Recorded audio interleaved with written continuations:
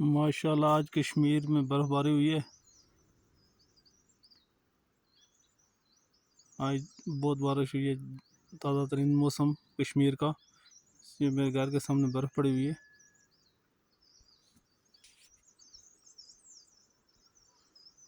ये सामने बर्फ़ के पहाड़ हैं।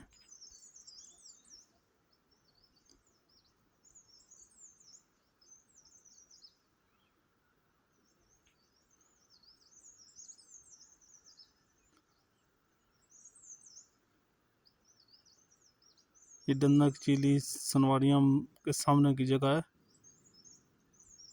बर्फ़बारी आज रात हुई है।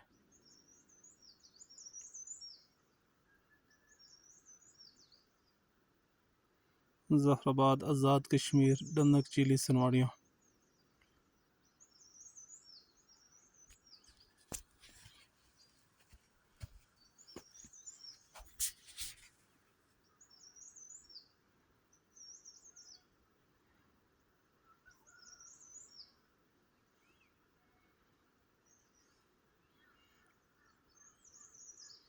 ये बर्फ़ के मनाज़िर हैं।